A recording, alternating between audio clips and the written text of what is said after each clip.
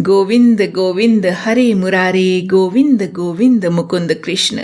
जय श्री हरि। जय तुलसी माता। कार्तिक माह के तीसरे दिन आइए जान लें ब्रह्मा जी द्वारा नारद ऋषि को बताए गए वो नियम जो कार्तिक व्रत करने वाले मनुष्य के लिए पालनीय हैं। ब्रह्मा जी कहते हैं, व्रत करने वाले पुरुष को उचित है कि वह सदा एक पहर रात बाकी रहते ही सोकर उठ जाए, फिर नाना प्रकार के स्तोत्रों द्वारा भगवान विष्णु की स्तुति करके दिन के प्रातःकालीन शारीरिक स्वच्छता के कार्य पूर्ण करे। तदंतर दांत और जिह्वा की शुद्धि के लिए वृक्ष के पास जाकर प्रार्थना करे, हे वनस्पते, आप मुझे आयु, बल, यश, तेज, संतति, पशु, धन, वैदिक ज्ञान, प्रज्ञा और धारणा शक्ति प्रदान करें। ऐसा कहकर वृक्ष से 12 अंगुल की दातुन ले। दातन के नियम भी बताए गए हैं। दूध वाले वृक्ष से दातन नहीं लेनी चाहिए। इसी प्रकार कपास, कांटेदार पेड़ तथा जले हुए पेड़ से भी दातन लेना मना है, जिससे उत्तम गंध आती हो और जिसकी टहनी कोमल हो, ऐसे ही वृक्ष से दातन ग्रहण करना चाहिए। इसके बाद ब्रह्मा जी ने कुछ ऐसे दिनों का भी वर्णन किया जब दातन नहीं करनी चाहिए। उपवास के दिन, नवमी और षष्ठी तिथि को, श्राद्ध के दिन, रविवार को, ग्रहण में, प्रतिपदा को तथा अमावस्या को दातन नहीं करनी चाहिए। जिस दिन दातन का विधान नहीं है उस दिन 12 कुल्ले कर लेने चाहिए। विधि पूर्वक दांतों को शुद्ध करके मुंह को जल से धो लें और भगवान विष्णु के नामों का उच्चारण करते हुए 2 घड़ी रात रहते ही स्नान के लिए जाएं। बताई गई विधि से स्नान करने के बाद अपने कपड़े निचोड़ कर रखें और अपनी रुचि के अनुसार तिलक लगाएं। जब तक सूर्योदय न हो जाए गायत्री मंत्र का जप करते रहें। ये रात्रि के अंत भाग में किए जाने वाले कार्य हैं। अब दिन के कार्य बताए गए हैं। विष्णु सहस्त्र नाम आदि का पाठ करें, फिर देवालय में आकर पूजन प्रारंभ करें। भगवत संबंधी पदों के गान, कीर्तन और नृत्य आदि कार्यों में दिन का प्रथम प्रहर व्यतीत करें। उसके बाद आधे पहर तक भली भांति पुराण और कथाओं का श्रवण करें और फिर पुराण बाँचने वाले विद्वान की और तुलसी की पूजा करके मध्याह्न का कर्म करने के बाद दाल के सिवा शेष अन्न का भोजन करें। यदि घर में अतिथियों की उपस्थिति है तो अतिथियों को भोजन कराकर जो मनुष्य स्वयं भोजन करता है उसका वह भोजन केवल अमृत है। मुख शुद्धि के लिए भगवत चरणामृत से तुलसी भक्षण करे। फिर शेष दिन सांसारिक व्यवहार में व्यतीत करे। सायंकाल में पुनः भगवान विष्णु के मंदिर जाए और संध्या करके शक्ति के अनुसार दीपदान करे। भगवान विष्णु को प्रणाम करके उनकी आरती उतारे और स्तोत्र पाठ आदि करते हुए प्रथम प्रहर में जागरण करे। प्रथम प्रहर बीत जाने पर शयन करे। ब्रह्मचर्य व्रत का पालन करे। इस प्रकार 1 मास तक प्रतिदिन शास्त्रोक्त विधि का पालन करे। जो कार्तिक मास में उत्तम व्रत का पालन करता है वह सब पापों से मुक्त हो भगवान विष्णु के सालोक्य को प्राप्त होता है।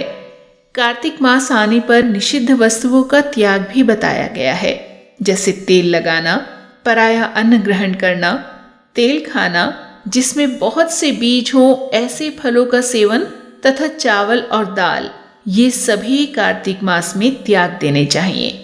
लौकी, गाजर, बैंगन, बासी अन्न, मसूर, दोबारा भोजन, मदिरा, पराया अन्न, कांसी के पात्र में भोजन, दुर्गंधित पदार्थ, संस्था आदि का अन्न, वैश्य का अन्न, ग्राम पुरोहित और शूद्र का अन्न और सूतक का अन्न, ये सभी त्याग देने योग्य हैं।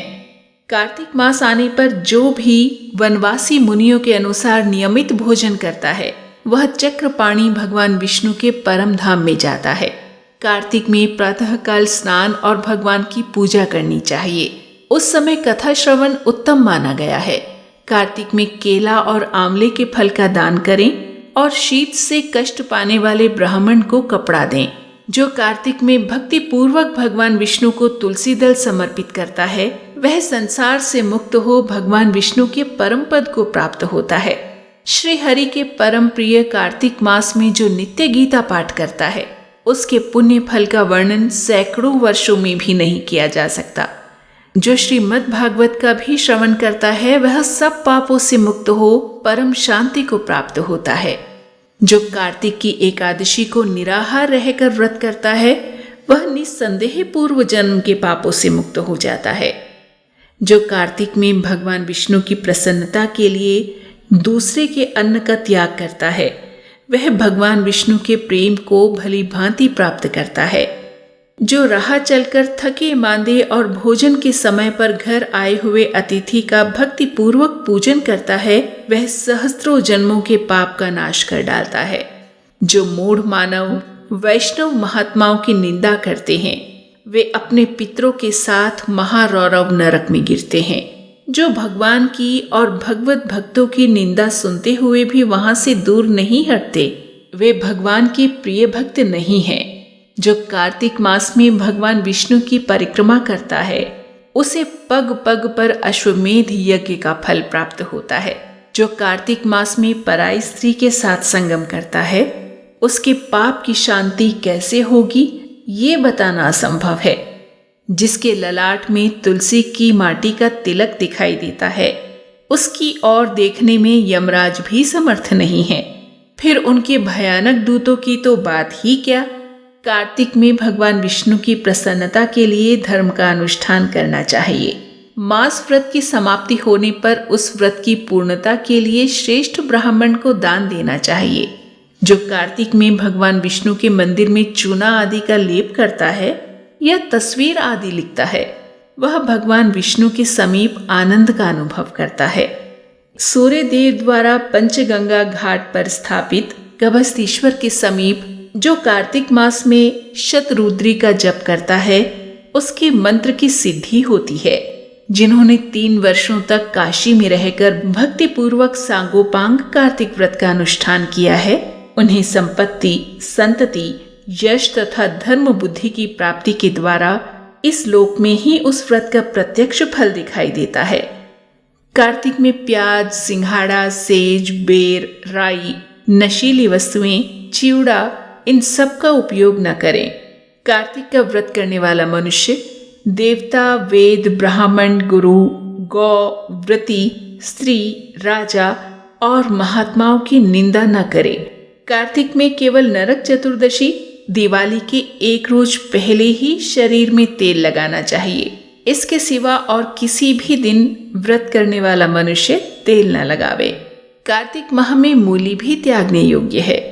स्कंद पुराण के अनुसार ये सभी नियम कार्तिक व्रत करने वाले मनुष्य के लिए पालनीय बताए गए हैं। कार्तिक महात्म्य की इस श्रृंखला में कल बात करेंगे कार्तिक व्रत से एक पतित ब्राह्मणी का उद्धार कैसे हुआ तथा इस माह में दीपदान एवं आकाश दीप की क्या महिमा है। इन सभी कथाओं को जानकर यह एहसास होता है कि इन सभी कथाओं को मात्र पढ़ लेने भर से या सुन लेने भर से हमारा उद्धार नहीं होगा। हमारा उद्धार तब होगा जब इन कथाओं में बताई गई बातों को हम अपने जीवन में उतार लें। इनको मात्र सुन लेना मुक्ति का मार्ग नहीं है, अपितु इनमें बताए गए नियमों और बातों का पालन अपने जीवन में करना ही हमें सद्मार्ग की ओर ले जाता है और अंततः प्रभु से मिलाता है। इस विषय में आपके क्या विचार हैं हमसे जरूर साझा कीजिए कमेंट्स के जरिए। कल फिर आपसे भेंट होगी, तब तक के लिए जय श्री हरि। राधे राधे। जय तुलसी माता।